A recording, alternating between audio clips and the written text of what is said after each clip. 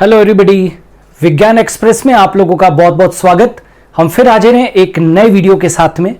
आज का वीडियो हम लोग शुरू करें उससे पहले जितने भी लोग जो इस चैनल के ऊपर नए हैं उन सभी के लिए इंफॉर्मेशन, यदि आप चाहते हो कि विज्ञान एक्सप्रेस के जितने भी वीडियोज आ रहे हैं उन सब के पीडीएफ्स आपको फ्री ऑफ कॉस्ट मिले तो आपको कुछ नहीं करना है, गूगल प्ले स्टोर पर जाकर super Guru the learning app को आपको डाउनलोड करना है। उसके अंदर मेनू सेक्शन के अंदर जब आप जाएंगे तो आपको स्टडी मटेरियल का एक सेक्शन मिलेगा।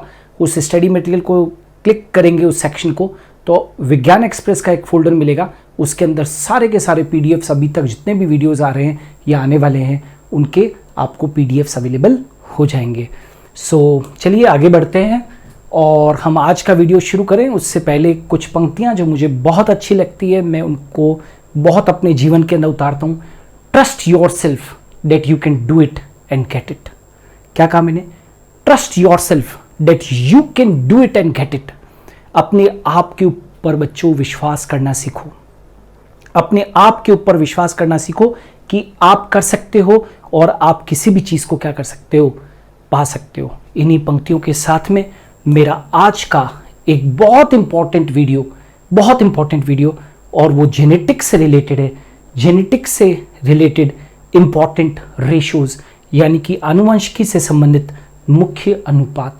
आज मैं आपको जेनेटिक्स के जितने भी इंपॉर्टेंट रेशियोज जो कि जनरली काम में आते हैं उनको एक जगह पर लेकर आ गया हूं।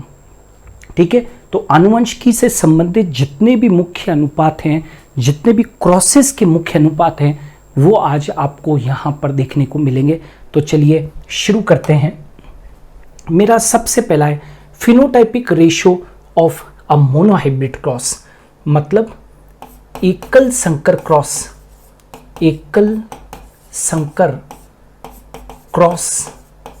का लक्षण प्रारूप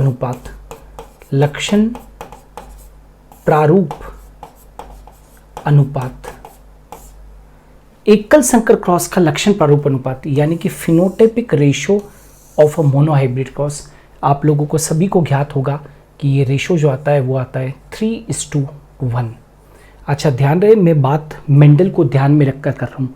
मैं अभी अपवादों की बात नहीं कर रहा हूँ किसी भी तरीके की। जितने भी रेशोज बताऊंगा मैं वो अपवादों की बात नहीं हो रही है, जनरल बात हो रही है। ठीक है, phenotypic ratio of a monohybrid cross 3:1। Now genotypic ratio of a monohybrid cross मतलब एकल संकर क्रॉस का जीन प्रारूप अनुपात एकल संकर क्रॉस का अकॉर्डिंग टू मेंडल ये क्या होता है? 1:2:1। ठीक है, ये कितना था? 3:1 और ये क्या है? 1:2:1। Now monohybrid test cross ratio मतलब एकल संकर टेस्ट क्रॉस अनुपात। एकल संकर टेस्ट क्रॉस अनुपात मोनोहाइब्रिड टेस्ट क्रॉस रेशियो, तो वो कितना आता है? 1:1 आता है। मोनोहाइब्रिड टेस्ट क्रॉस रेशियो एकल संकर टेस्ट क्रॉस अनुपात 1:1। Next dihybrid test cross ratio यानी कि द्विसंकर टेस्ट क्रॉस अनुपात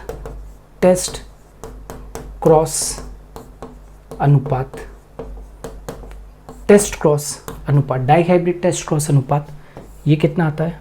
1:1:1:1 है ना, 4 बार 1 है। 1:1:1:1।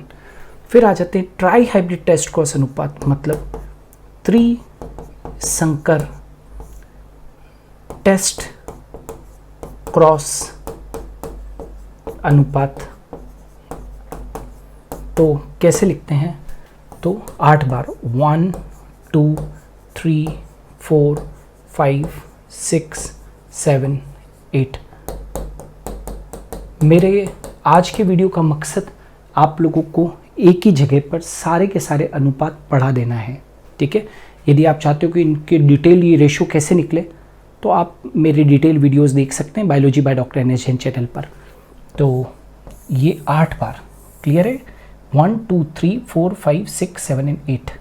तो ये हो गया त्रिसंकर टेस्ट कॉस अनुपात। अब आ जाते हैं डाई हाइब्रिड फिनोटाइपिक रेशो, मतलब द्विसंकर लक्षण प्रारूप अनुपात, लक्षण प्रारूप अनुपात, ठीक है। डाई हाइब्रिड फिनोटाइपिक रेशो ये कितना आता है 9:3:3:3:1, ठीक है। 9:3:3:1 ये कैसे निकलता है, ये कैसे निकलता है? तो आप यदि 3:1 होल स्क्वायर कर दोगे तो 3:1 इंटू 3:1 तो ये रेशो निकल आएगा।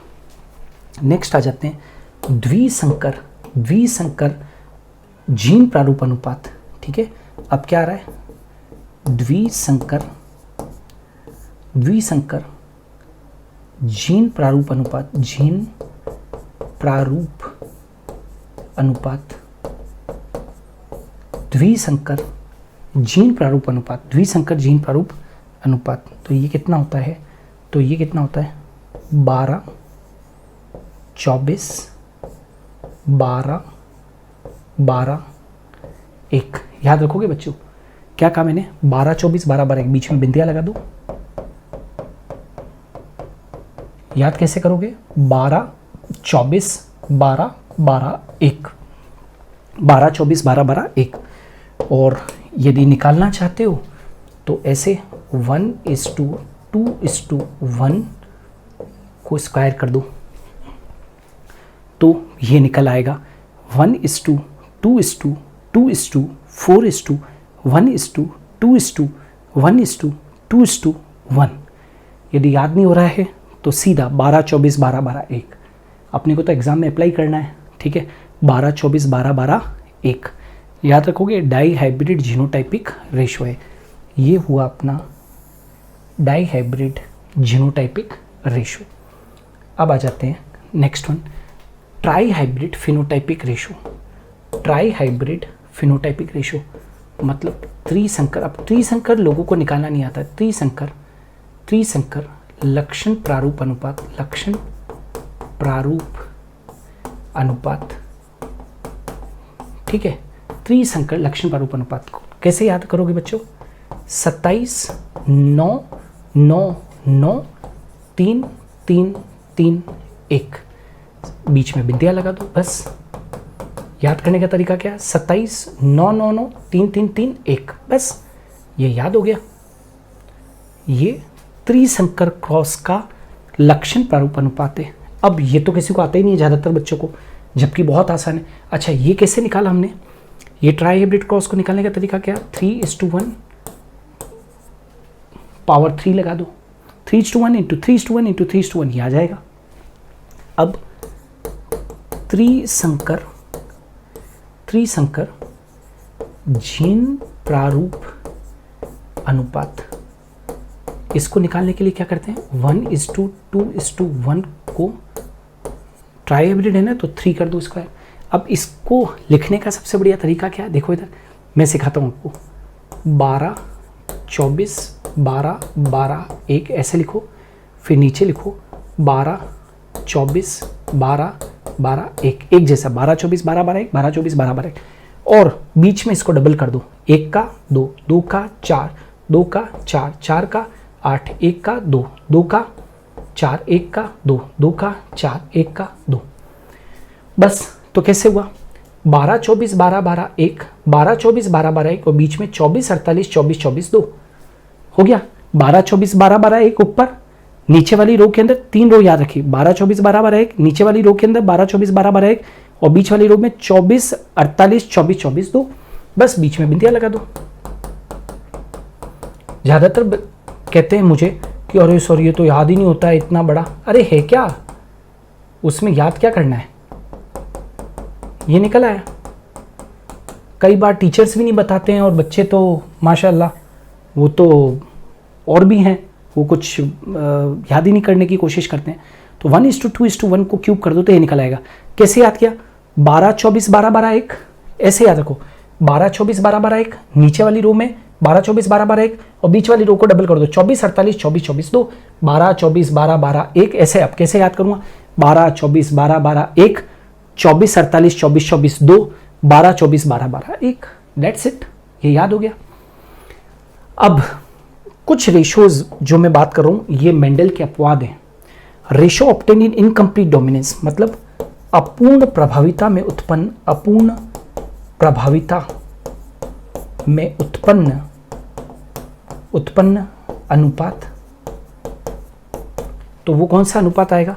1:2:1। यदि मेंडल सही था तो रेशो 3:1 आता, लेकिन यहां पर जीनोटाइपिक और फिनोटाइपिक रेशो सेम आ जाता है। Genotypic plus phenotypic ratio same आ जाता है। जीनोटाइपिक और फिनोटाइपिक रेशो क्या आ जाता है? सेम। अपूर्ण प्रभाविता से उत्पन्न अनुपात 1:2:1। मालूम है ना, दैट इज मिराबिला जलापा में कार्ल कोरेंस ने इनकम्प्लीट डोमिनेंस को बताया था। नो डोमिनेंट एपिस्टेसिस रेशो, ये सब मेंडल के अपवाद है। यहाँ से इस जगह से ये अभी मेंडल के अपवाद चल रहे हैं। अब ये क्या है? डोमिनेंट एपिस्टेसिस रेशो, यानी कि प्रभावी प्रबलता अनुपात। प्रभावी प्रबलता अनुपात कितना आता है? तो ये आता है, हमेशा याद रखना, दैट इज 12:3:1। 16 का चेकरबोर्ड होता है। तो डोमिनेंट एपिस्टेसिस रेशो 9:3:3:1 का मॉडिफिकेशन है। मतलब आगे चलकर आधुनिक आनुवंशिकी में पाया गया कि मेंडल ने जो डाइहाइब्रिड क्रॉस का लक्षण प्रारूप निकाला था, राइट, फिनोटाइपिक रेशो निकाला था 9:3:3:1, वो हमेशा नहीं है। ऐसा नहीं है कि हमेशा ही आएगा, ये चेंज भी हो सकता है। जैसे यहाँ पर देखो, प्रभावी प्रबलता अनुपात जो है वो 12:3:1 आया, 12:3:1, 12:3:1 आया। अब आ जाओ रिसेसिव एपिस्टेसिस रेशो, इसी को हम सप्लीमेंट्री जीन इफेक्ट भी कहते हैं। ये भी मेंडल के तीसरे नियम का अपवाद है। ठीक है, मेंडल ये कहता था कि द्विसंकर क्रॉस के अंदर 9:3:3:1 रेशो निकलता है। यहाँ पर ऐसा नहीं होता है। ये क्या है? अप्रभावी प्रबलता, अप्रभावी प्रबलता अनुपात। वो क्या था? अभी प्रभावी प्रबलता अनुपात था, ये अप्रभावी प्रबलता अनुपात है। इसी को हम सप्लीमेंट्री जीन इफेक्ट भी कहते हैं। और ये क्या आता है? 9:3:1। मतलब फिर से हम प्रूव कर रहे हैं कि जरूरी नहीं है कि हमेशा जो 16 का चेकरबोर्ड बनता है डाइहाइब्रिड क्रॉस के अंदर, उसमें रेशो 9:3:3:1 ही आए।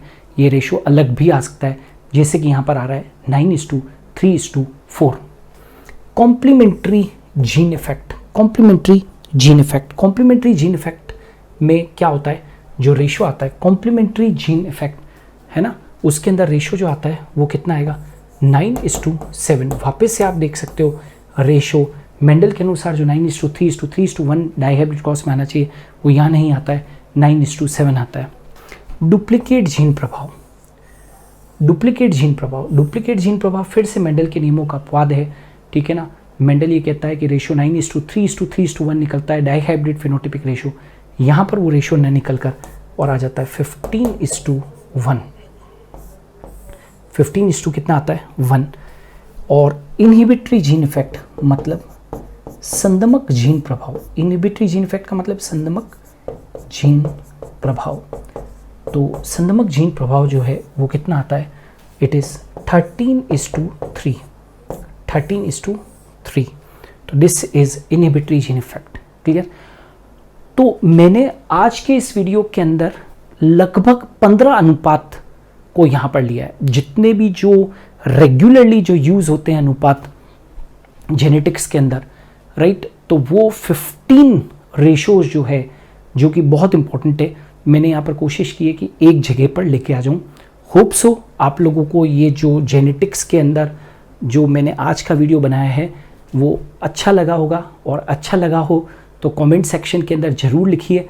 और हाँ, मैं हमेशा से कहता हूँ कि आप यदि चाहते हो कि मैं पर्टिकुलर किसी एक आपकी चॉइस के टॉपिक को लेकर वीडियो बनाऊं, तो वो भी मैं कोशिश करूंगा कि आप लोगों के लिए बनाऊं।